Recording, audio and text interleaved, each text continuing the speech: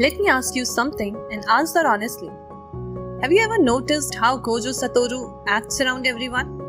Loud, playful, teasing, careless. But then there's Utahime. Same Gojo, same world. Yet something feels different.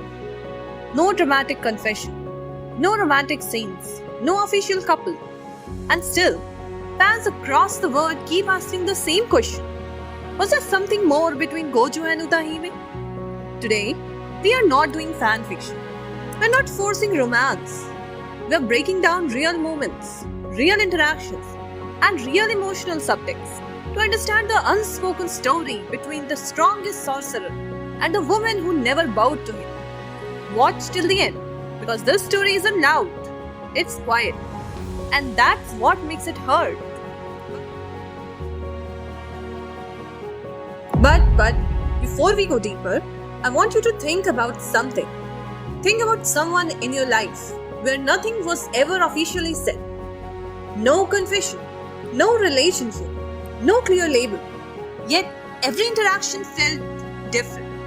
Maybe it was a classmate, a colleague, a friend you joke with all the time, someone you argued with constantly, someone who annoyed you, yet somehow stayed in your thoughts longer than anyone else.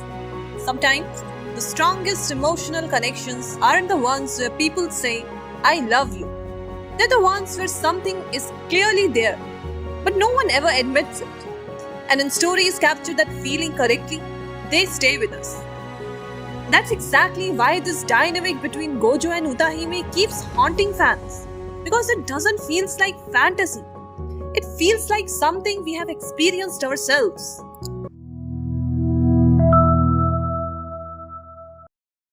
Before we talk about love, we need to talk about Utahime. Because she's not just that angry teacher. Utahime is disciplined, controlled, emotionally restrained. She represents everything Gojo pretends not to care about. And yet, she survives in a world where chaos is normal. She's not the strongest. She's not the flashiest. But she's still standing. And sometimes, strength like that is more attractive than raw power.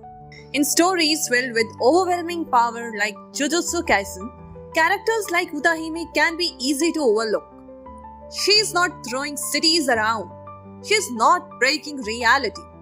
She's not dominating battlefields. But if you look closely, she represents something much more relatable. Most of us aren't the strongest person in the room. Most of us don't have supernatural talent. What we have instead is responsibility. We wake up every day, deal with pressure, deal with expectations, and keep moving forward, even when the world feels overwhelming. That's Utahime. She represents the kind of strength people rarely celebrate. Quiet endurance, the ability to stand firm, even when everyone around you is louder, stronger, or more chaotic. And that's exactly why her interactions with Gojo become interesting. Because Gojo represents chaos, Utahime represents stability. And when those two personalities collide, something fascinating happens. Now, let's address the elephant in the room. Gojo constantly teases Utahime. He annoys her, pushes her buttons, smiles when she's angry. But here's the question nobody asks. Why her? Gojo doesn't bother explaining himself to most people. But with Utahime, he wants a reaction. Teasing is Gojo's language. And Utahime is one of the very few people who doesn't melt, fear, or worship him. She challenges him emotionally. And for someone who's untouchable, that matters. If you have ever met someone like Gojo in real life, you know exactly what this behavior looks like. Some people tease because they enjoy attention. Others tease because they want connection. And sometimes, teasing is the safest way for someone to interact without revealing genuine emotion. Gojo is the strongest sorcerer alive, but strength creates distance. Everyone either fears him or idealizes him. Very few people treat him like a normal human being. And there is Utahime. Utahime does treat him like a normal human being. She gets annoyed. She scolds him. She refuses to play along with his ego. And ironically, that's exactly why he keeps coming back. Because sometimes the strongest person in the room doesn't want admiration. They want honesty, even if it comes with a lecture.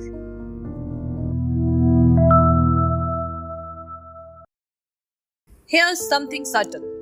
Gojo trusts Utahime. Not loudly, not openly, but quietly. He jokes around her, but never disrespects her values. He provokes her, but never crosses certain lines. And when danger comes, Utahime is never treated like a burden. In Jujutsu Kaisen, trust is rarer than love, and Gojo doesn't give it easily. You can think about the people you truly trust, not casual friends, not people you laugh with occasionally, but the people you rely on when things become serious. Trust often shows up in very small ways. Letting someone see your flaws, letting someone criticize you, letting someone challenge you. And that's what makes Gojo and Utahime's dynamic interesting. Gojo never tries to impress her. He doesn't act like the strongest sorcerer when he's around her. Instead, he behaves almost like a mischievous student, which might sound like disrespect, but sometimes it's the opposite. Sometimes acting relaxed around someone means you trust them enough to drop the mask.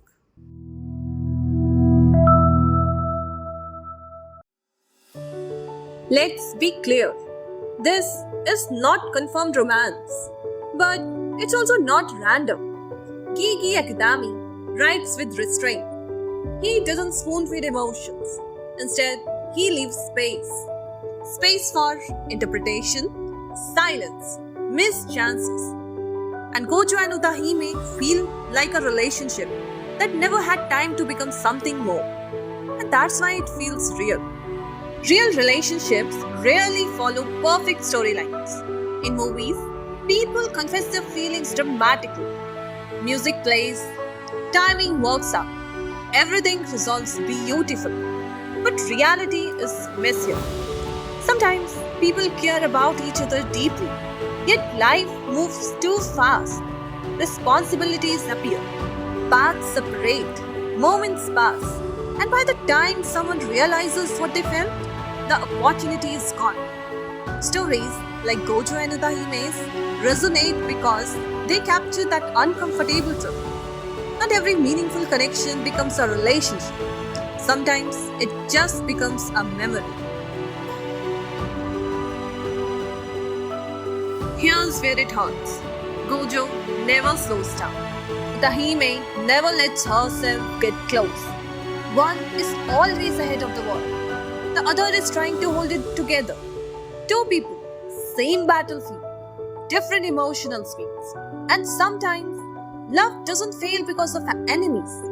It fails because life gets in the way.